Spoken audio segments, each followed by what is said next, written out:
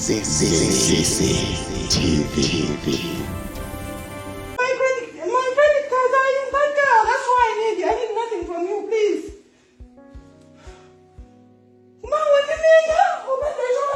Hey, you know me, oh, what's it? What's the way, Carl? You are a narcissist. You are a narcissist.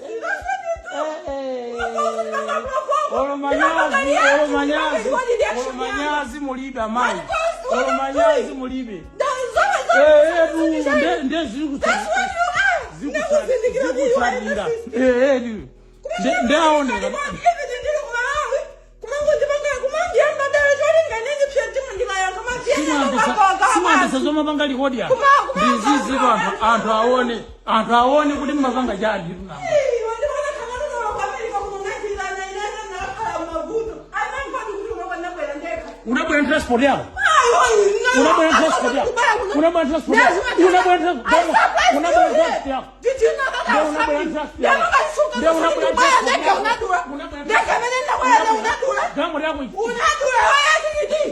You sold my car when you were coming here.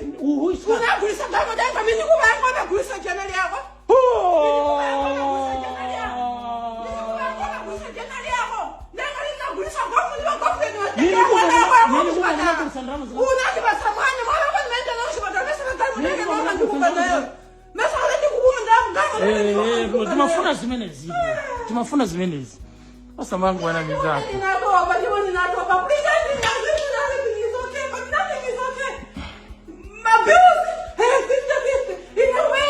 Silvano.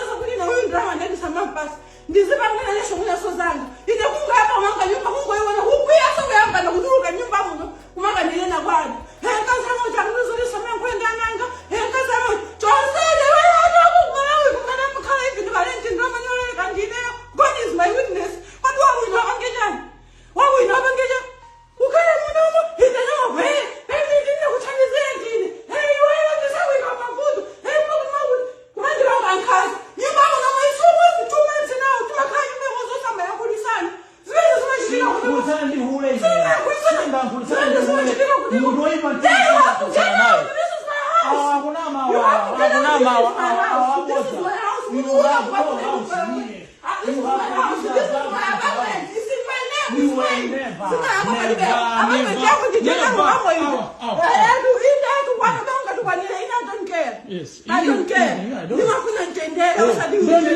Don't read your song. My payments in our salimo.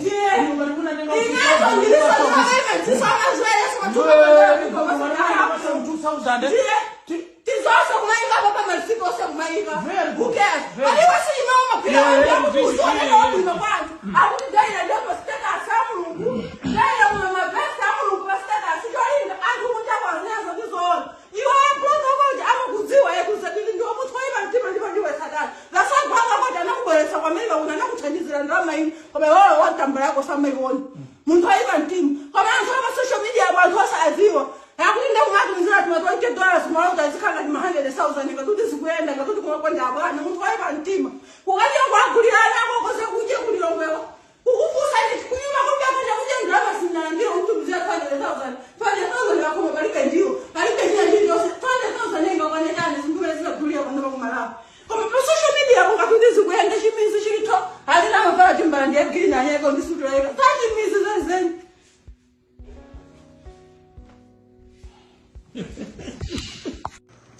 nkhani ina ndinabwerera kali mix ka little bit panopo.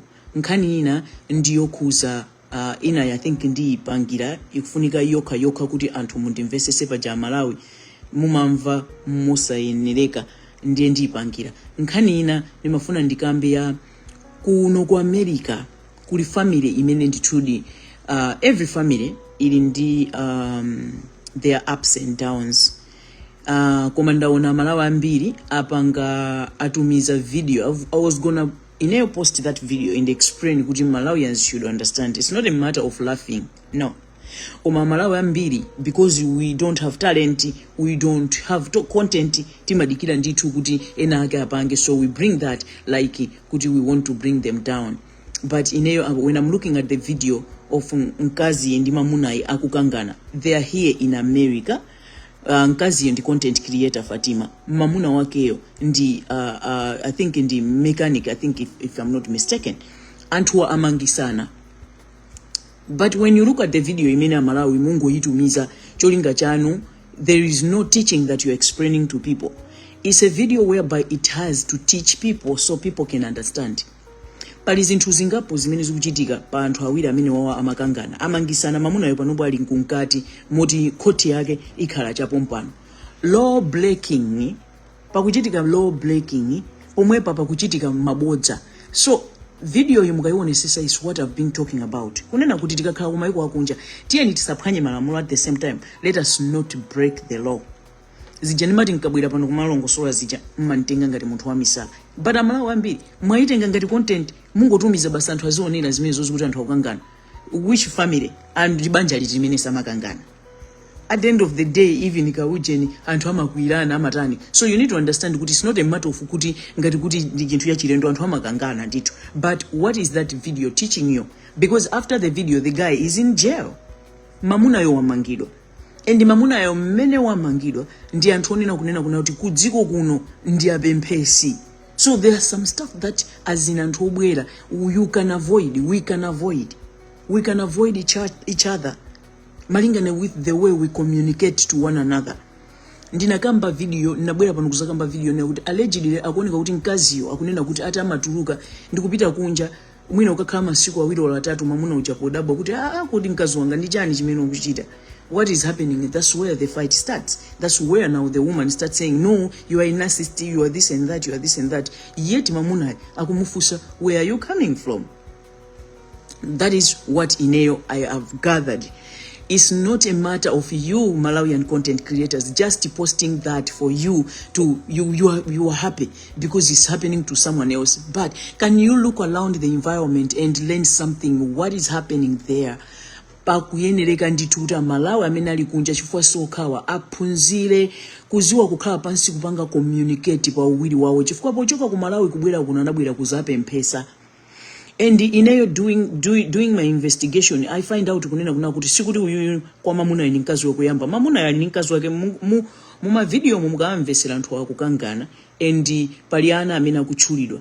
Kuna sidwa mai wana, if I'm not mistaken, allegedly akunena kuti wana follow ku Malawi ko. So if you can listen bwino pali zinthu ziwiri zingapo zimene Malawi mungaphunzire out of that. It's not a laughing matter video kuti anthu akukangana, but listen to what is being said there. Anthu ena amene amapezeka kunena kuti ali ndi ana akwina. A woman will come not to love wana amene acha. Koma if then you love a guy amene ali ndi ana, you will love even ana ake acha because you become a mother. Like a mother to many nations, like a mother to many people that you are helping. So this girl we are talking about here, Fatima, she's a girl, amabwera kunja with the content of telling Malawians, kunja kunoko mwina kulima muna akufuna muntu, kunja kunoko mwina mutheka kubwera kuno. So you also can see kunena kuti Fatima ndi mamuna wake sadakonze iwo pokhala pawo alibe ndithu mapepala okhala mudziko muno bwino. They were supposed to fix kai pamene iwo akukhala, then kumathandiza anthu ena amene angabwerese kunoko kuti direction iwo akaizwa bwino how to do it mpaka nazape zikuna kuti they are directing people. But you can see kuti Fatima advise in another way zimene zijazo kumalonga kuno ku America amanena kuti you are smuggling people. not only smuggling people, amanena kuna kuti ngati kuti it's like exploiting people. It's like part of, it's still, I would say kuti human trafficking, but not really here in America. I'll use the word of kuti ngati kuti amafuna kuti apange smuggle people kwacho sangati kudziko kwawo ndi kumabweresa kuno pamene alibe even organization. So there are some stuff that people really need to look at that video and learn kuti kodi chimene chikuchitika ndi chani. Sometimes God slaps the children he loves the most. Amalawi ambiri atayoka up and down ndi kumaseka that kind of a situation. Koma mwina pali ndithu kuti kuphunzira kumene God want people to learn, including iye Fatima ndi mamuna wake. Because as people that are living in America and alibe kutekera kwina kulikonse, ndi munthu mmodzi amene amabwera nkumapanga encourage Malawi, iye ayibwera ni kuno ku region ku America. And I don't want to blame Fatima. I blame Malawians because Malawi ndi anthu onena unawo kuti they are, many of them, they are enemies of their own progress. Chifukwa ndi anthu onena unawo kuti safuna ndithu kusatira Zachitika to face the reality by themselves. Amafuna ndithu kuti wina wake ndithu abwere pasokolo aziyayankhulira iyayi pangani chakuti yet mudziko mwathu muli country ina iliyonse imene Malawians can go, be it holiday ka whatever, ka school scholarships, ma embassy minimum, so they cannot go and do that by themselves. But at the end of the day, what is this video? You Malawians, you are happy to spread all over kuti anthu akumenya na inisumukangana mu nyumba mwanu. Inisumukangana. It's not about anthu akukangana, but it's about what is happening really between these two. There's something that is not right. Their communication is poor. Their communication is down. But there is more to it. Pali ana amene akuoneka kunena kuti akuponderezedwa mukumva na yeye umakanika uthandiza ana ako 200. Those are the things you should be asking questions. Allegedly the man has ana amene anali ndi mkazi wina anasiyana naye. You understand? So we need to learn out of that video. As much as I know kunena kuti Malawi timasangalala ati kodi ndi Fatima ndani ku TikTok to amapezeka ine shindu kumpeza page yake, it looks like anandi block. I think ndi Fatima Ngaunje, but on the middle name there is analemba ndithu imaoneka ngati Portuguese, Fatima Ngaunje. She's wearing a yellow t-shirt. Ambiri amene ali ku black up ama muziwa ndithu. She's a content creator, even pano pa Facebook ali ndi uje ali ndi page yake. So I'm just against the Malawians. I mean, akungopanga post picture yeye mwamenyana kale kumene kweye mwatani. I mean, in this time of muzaga zinozo, it's time for us to correct zinthu zimene sizichita bwino. We act like anthu opusa because palibe banja limene limakhala osamenyana, no, osakangana, no. Like komano not kumenyana ngati kuti kumenyana ine since ninatengana ndamunanga amunangasana pasepo chibagira. And azibambo aku Malawi ambiri, I want to say this kwa azibambo ambiri aku Malawi ine yeti ndikunena kuti mukapita maiko akunja mudzidziwa kunena kuti azimayi they are most favored. Mayi lo angokuwa kunena kuti mamuna ngaya kundipha mumangidwa ndithu mbambo wokuda ali pa mavuto kai ndi dziko la America komanso mwina maiko enawa maonapo ndithu kumaiko kaya ndi ku Europe uku zimene zimachitika ndi munthu wokuda ndi odedwa, munthu wokuda chimene apange panopo as of this century. Let us not break the law. If you understand that word, if that word click in you, if you are a man, if you are a youth, you will understand that you will avoid many stuff. Because munthu wokuda ndi odedwa pa dziko lapansi. Muone ku South Africa anthu okuda anzathu ali busy left and right center kuwathamangisa anthu okuda anzawo. Chifukwa ti madana toka Sharifa kuti pali wina akafuna chithandizo chanu. Oh, okay. Andiyankhule ku DM. Afuna chithandizo chatani? Mese ndalama wamuzi wamapezeka. I follow her pa TikTok or Facebook. Yes.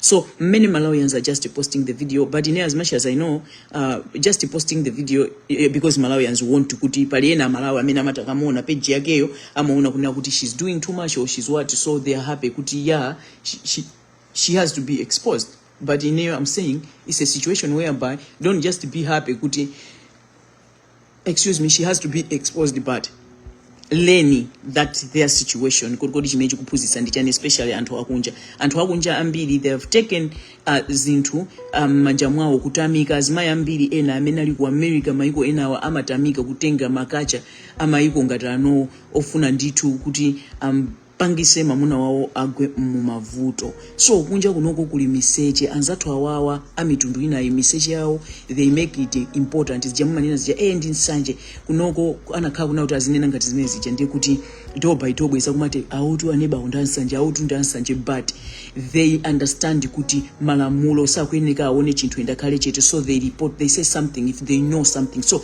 that's the kind of gossip I always come papeji pano nkumakuzani, but many of you misunderstand me, so whereby I understand it is okay. It will be too late for some of the people to catch the train, you get, yes. Ndipo anthu amasangalala anzawo zikamugwera. As much as I know kunena kuti God humbles the people that doesn't not humble themselves. Mulungu amakapereka ulemu amaka publicly if you don't humble yourself.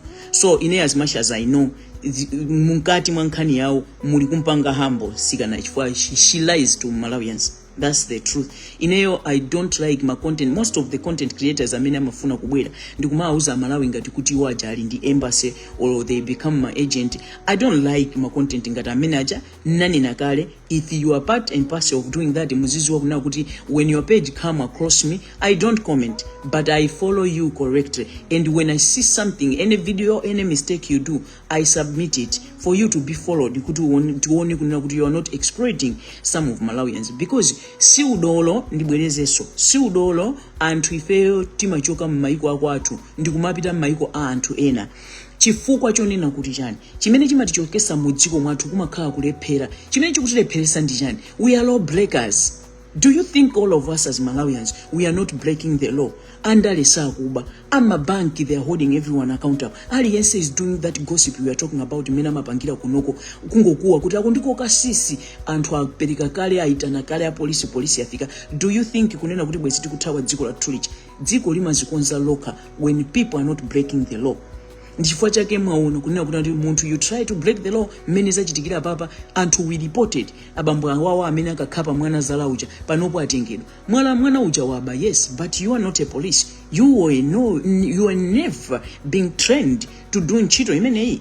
You understand? So these are the things that we are talking about. And the other thing that we need as Malawians, kukufunika no background check. Munthu amene ali ndi background yonena kuti anayankhapo mlandu kaya analowa ku court kaya mayankha milandu, we are not supposed to take munthu amene ujayo ndikumubweresa ndikumampasa udindo. Background check, we need it. The whole system, we need background check. Zimene even anapanga a president Pido ndizolakwika. Pido zimene anapanga ndizolakwika. Coming back samayeneka apanga point achina ngati ujeni Chisale, achina ngati Mukito, achina ngati ujeni Mwanamveka, achina Chaponda. They were not supposed to be brought back to the system, because if he remembered properly, DPP Tipex, these are the people that were inside the DPP Tipex that made him to be thrown out. Ndikuberedwa zisango.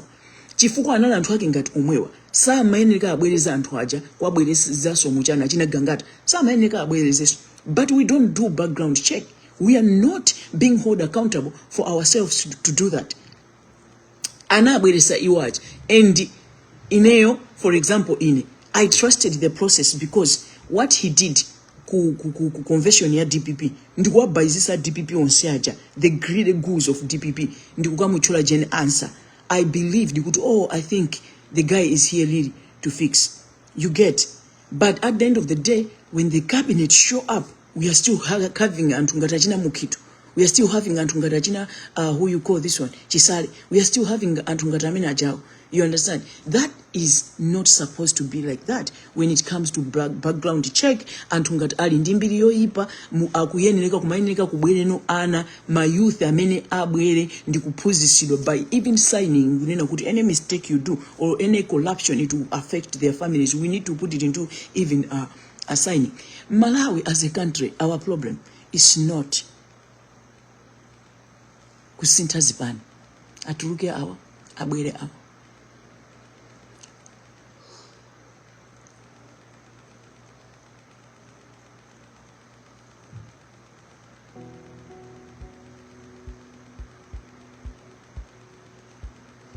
Are you okay? Are you okay?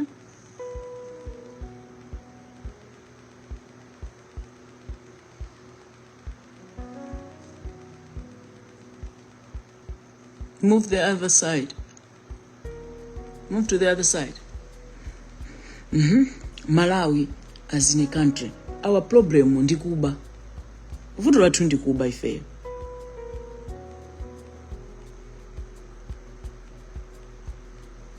Abu Gaddafi Abubakar akuti Pido tiyambise kagulu kothana ndi okuba onse mboma chifukwa ndiye palibe akutithandiza. Thank you. I would love Abu DM me. That's very important. That is very important. Palibe amene akutithandiza. That's very important because the army is sleeping at work. Army ya dziko la Malawi, there's nothing they are doing, and we don't have army as it is right now. Police ya dziko la Malawi, there are nothing they are doing. You know what I would say, tili ndi anthu amene akugwira ntchito. For example, anthu awawa atenga bambo awawa, koma ndifuna ndikuwuzeni akugwira ntchito under panic. Sa akukanika kuti agwire ntchito ija to deliver, bless you. Akukanika ntchito, bless you. Akukanika ntchito ija to deliver bwinobwino chifukwa chonena kuti yani, chifukwa chonena kuti ali around the environment of anthu okuba. Ndi anthu okuba aja makhaona kuti iwe ukhali ndani. Imagine 10 people are looking at you, iwe having chilungamo. This is how they look at you, iwe ukhali ndani. So it's an example Abu zimene zikuchitika ndi Alexis Kamangira. Amene yakhali ndani. Koda zinguyambana ndi wina aliyense. He is fighting against corruption. He's not fighting with anyone. He's fighting anyone who is involved in munkhani zokuba. So if you see a name, muntu yonde kuti ali part and parcel of Kuba, because in the first place he said, please sue. Utandauza kuna uli ngati ndikukuna mizira nitapita ni mukasume. History is the best teacher, we say. Koma Malawi ambiri, ayi ndithu. We just use the word. History is the best teacher. History. So the history, when we go back to history, let us go back to 2024. Kumene Alexis Kamangira anayamba kumakuwa okuba ananena kunena kuti please sue, knowing kunena kuti I'm a lawyer, I'm here sindi kunamiza munthu amene spiritually ali wise and intelligent, ndipo munthu amene anaphunzira. Ndikunena munthu amene anapita ku school, there are some people amene anapita ku school, they are just idiots who just go around paliponse ndikumangotamika I have got a PhD. I'm not talking about those idiots. I'm talking about munthu amene anaphunzira and understand life. Kumayambiriro Alexis Kamangira said, please sue.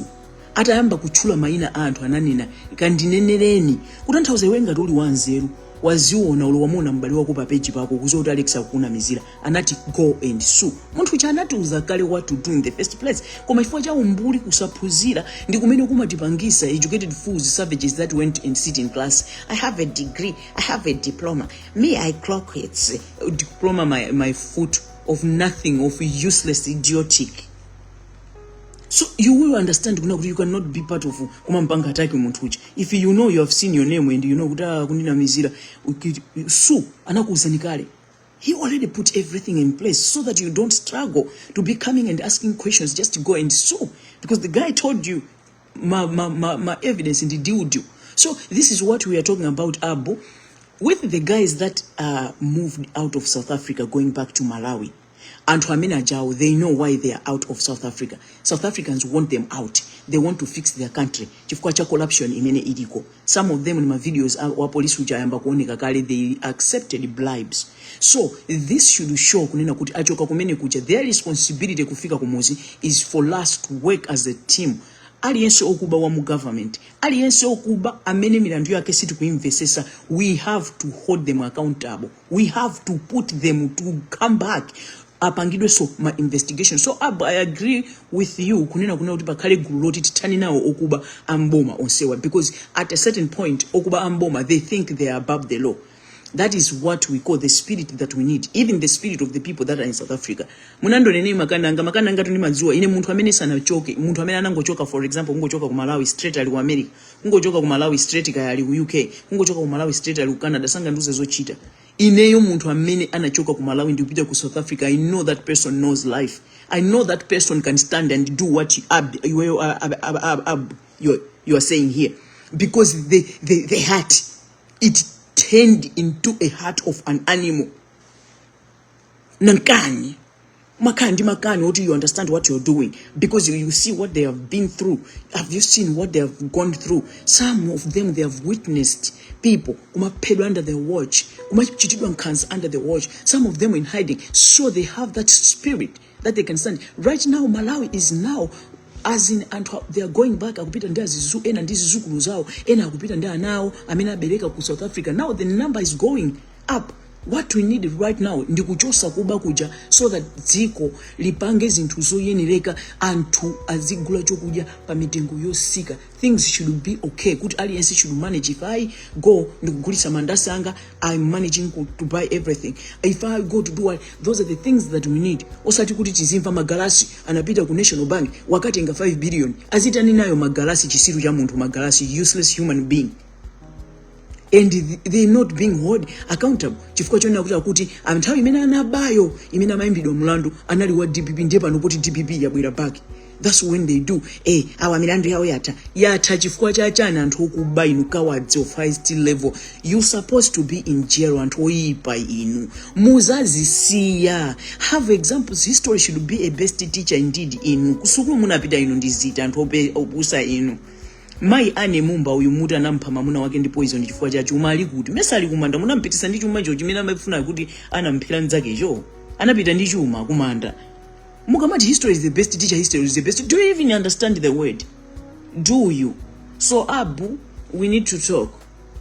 We need to talk on it. And the other guys in the amene achoka ku South Africa.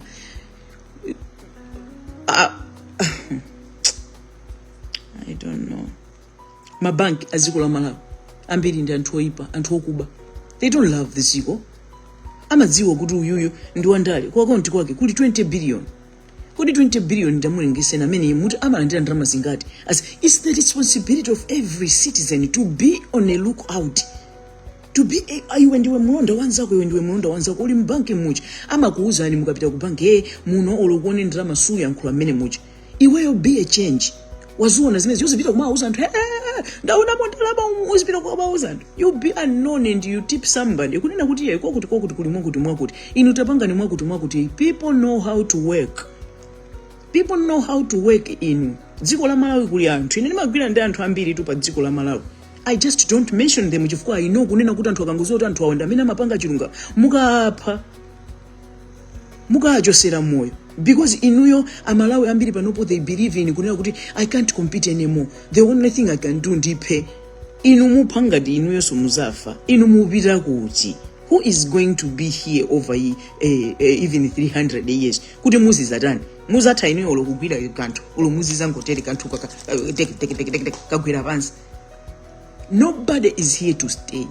Let's do things in a good way. We should not break the law. We should do things in a right way. Amalawi, we need to cut off the spirit of kuti. We should take everything like kuti okay, it's a gossip. Let's make an important gossip that will help Zikolato. Because the most gossips that we do in Malawi, you can even go around and look at media. Ndima gossip, this is little jealous ukaona. For example, anthu amene ali awawali ku America ali busy kukangana mukuposta video without any explanation. Pakufunika kuphunziridwa. We are law breakers in kind of situations like this. We are meeting them because our communication is poor. We don't understand. Even tikachoka mmakwathu muchacha kwanuleka, we don't understand kubwera maiko ainake ano. Anthu mulikale ku America. Choti muzitukwanizana choncho ndi chani? Ati Pido anthu akuphedwa ku South Africa chifukwa chakuti andale akhalira zindalama zankhaninkhani. Yetu kai. Akhalira ndalama zankhaninkhani so these are the things zimene tikunena kuti these are the important things that we have to be discussing as the youth.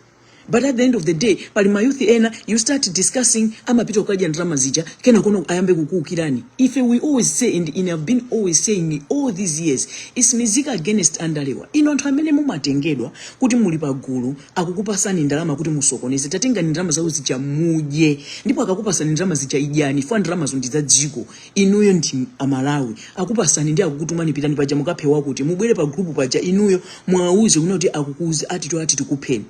Ndetibwera tizapanga pretending ngati tikuphani. It's a simple thing to do. Inyo tamvera ni kunena kuti you are part of even helping anthu amene they are cowards, they are useless, they are weak, they are stupid. Inu criminals anthu okuba they are very useless guy. si anthu onena kunena kuti azimpangisa munthu tekenene. Anthu akuthawa ku Malawi and documented kumapita dziko lineja thinking kuna kuti we are going to find green passages. And even my member of parliament, as I'm talking to you right now, Ayuba James is exploiting his community. Ayuba James is exploiting his community. Kuma achosa kuje ni kunkota kota akuta kuapitisa ku Dubai kuta kukagwira nchito ku Dubai. What are they doing in Dubai? If you love your community, why can't you ask madonors akupase umange makampani mu community moko muja ma youth yako azigwira mmene muja. But taking your people ma youth yako kumatumiza kumayiko ngati ku Middle East kumene sale mekeza muntu okuda. Kumene muntu okuda amapangidwa nkhazi. Iwe you call that kuti kwathandiza anthu ako. He is exploiting anthu ake pampepeso ni muntu. Ayuba James akumala ndirapo $500 if I'm not mistaken. And not only that, another member amene waku mangoja, another informer wandiuza kuti allegedly akumatola so akumatenga so he's demanding money from anthu amene ajawo amene ali kumene kuko chifukwa panopo wapitisa kale akuti anthu 24. He is a human trafficker guy, but this is a member of parliament. But those says kuchitika ifo chona kuti anthu ambiri we are educated, but under the watch this member of parliament is exploiting the youth. Nkumata kuwathandiza pamene if you can look at the environment, that's not helping them, that's exploiting them. Akwatumiza kumayiko kumene the Malawi government nthawi ya china chakwera ku Middle East komwe anakatulusa kwa asikana releasing 400 million imene inakathandiza dziko kukonza nzipatala kuika mankhwala kutani iye as a member of parliament, part of the member of parliament. That parliament is a crime scene guy. That parliament is a crime scene. And ukumafunika anthu opya mtima amene amva ululu ndikukafika imene chai kungoseka ndikungoyiya sapa osaja apyerere momuchi. Very useless people. And safuna kuzuzula naye. They back up one another because they flock together anthu amene wawo. Ndi anthu oyipa mitima, they don't love Malawi. Muntu wote amakonda Malawi. As we are talking right now, parliament ijayo anakakhala kuna kuti adziwa kale what's Ayuba James as a lawyer, on top of that as a member of parliament, zimene akupanga exploiting anthu ake. That's what he's doing. You don't tell me kunena kuna kuti Ayuba James he's helping anthu ake akwatumiza ku Middle East kumene kuna tuluka 400 million kukatulusa asikana. You call kunena kuna kwathandiza anthu ake. That's exploiting. And the stupid Malawians that don't love themselves, they stand to say no, wanataka pesa nchito. You hate yourself. Ngati iye Ayuba James loves you, tamuze na kupitiseni kumayiko kumena mamulemekeza muntu. Let iye yakuthandizeni mulowe ku America. Let iye yakuthandizeni mulowe ku Canada. Let iye yakuthandizeni mulowe ku Germany, kuli Italy, kuli Netherlands, kuli Paris, kuli France, kuli Finland. Mayiko amene wamena mamulemekeza muntu. Iye sakwapitisa kumene kubwa. He's taking his youth ndikuapitisa nkumagulisa, getting money out of it, on top of that making them pay. This is a member of parliament. And the Malawians who call themselves educated, they are sitting and looking at that environment. This is somebody in the parliament. Malawian men, you are failing us. And it would take you Malawian men to rise up and understand. Zimene walemba babas, dear me. Something has to be done. These politicians, mudziko la Malawi, they have overstayed their welcome because they are all criminals. They are liars. That's why you see kuti palibe amene anabamila anabapo okuza wandale amene anamangidwa. It's either is a bail pending appeal, is apo ai pardoned. Apo ai milandu yawo yatayata bwanji sisi kuziwika. And we have Alexis Kamangira many what uza kujudicial kulimanyi. So this is what we supposed to do, to work together as in mizika ya dziko. Ndifake mwaona ma South Africans akukupani. We supposed to reach that point. Imena kubanga anthu aku South Africa. But just make sure you don't put it in a record. Because you video record it, malamulo agwira sonchito because you are not entitled to kubanga zinthu ngazo. So ma South Africans akubanga major because they are tired of their what? They're tired of their politicians. They know it's a system. They know the system is collapsed. That's why they are doing that. No, we are taking matters in our own hands right now. We are sick and tired of you. And now they have started attacking Antu. Kuti Antu aziwe kuna kuti panopo we are not sit kusewe. In that I agree with South Africans what they are doing. I'm just hating that the fact that they are unaliving people kuma Antu ndi kumapanga zinthu zosayenera. And I just hate that. Because iziko lapansi everyone is a foreigner. I just hate that part. Okay, atupye na ntu koma don't kumafika point yo apa chonchija ndikuma agenda ndi minyala nkumumaliza muntu ndi mwala. Don't reach that point. Ali yense bazikula vansi is a foreigner. paliba amene dziko lapansi lili lake. This is God's world. This is God's world. And if I want, I can be in any way around the world I want to be, because it's God's world. You understand? So that's the only thing I see is a mistake that they are doing. But to say the truth, what they're doing, every country is supposed to do that. Nditu utamangiso wina lesa bwereri kumina na badwira kumina na chokera. Every country is supposed to do that. And inu yantu amene nono amu country musopano, you need now to act ngati mene akupangira ama action aku South Africa, not kupantu, but to go against winner alliance amene ali politician. Yeah, ali ni magali mutu angati okali ni magali mutu 20. Chabwino pa magali moto 20 amalandira ndalama zingati. The information is there. Mabanki umumwa kusunga information ya anthu amene acha tiwerengesa ali ni business angati, and business yake anapanga bwanji. How much does he get pa business yake? We need to do that, because even anti-corruption bureau in Malawi right now is not anti-corruption bureau, it's a corruption bureau. They are corrupt people, because when you see things that are happening, like right now Nkani Yokuza Maris Hotel, just look at it. Just look at it. Uli nkhani zambiri inuyo ku judiciary, kuli nkhani zo nyasa zija, nkhani zote akukhalirira. Kunali kamwanda katamandani. As I'm talking to you right now, tamandani nkhani yake, the state is sitting on it. Tamandani anamenyedwa, mabala kunsanaku, amayikidwa mmene mmagona agalu, amatani. Nkhani imene jetima ipanga ifa Pido International Organization. China chitika ndichani kunachokera anthu ku UK huko tiathandiza matama basi ma content creator dziko la Malawi matama basi atamike pa media panopo, akangotamika pa media pano anthu aja just like that mwana uja mpaka na panopo sanalandire chithandizo. And if we stepped back kuti yeah I want drama walowe kwa zathandiza anthu, but at the end of the day look what happened. Anthu aja they never receive any help, because the help is to make sure mwana uja receive the justice. Did the girl, the little innocent girl, receive the justice? The girl did not receive the justice. Why? Because of money. Why? Because banabwera anthu amene matamika ndiza samala ndi asanthandiza muathandize mpaka na ku court and make sure kunena kuti anthu all they are being held accountable. The woman is being held accountable. Ndiza samala mpaka na lero nkhanicha up until as I said kuna kula police kule ma prosecutor ena kule anthu ena anzeru amene atipanga contact kuti ino Pido International amaya watu munkabwera nawo nkhani ya mwana yitu yaponderezero mpaka na usiku la lero palibe chimwe chitika. Amaya alinda watu amafika point yoimba ku mafoni kumati tukwana. Imagine.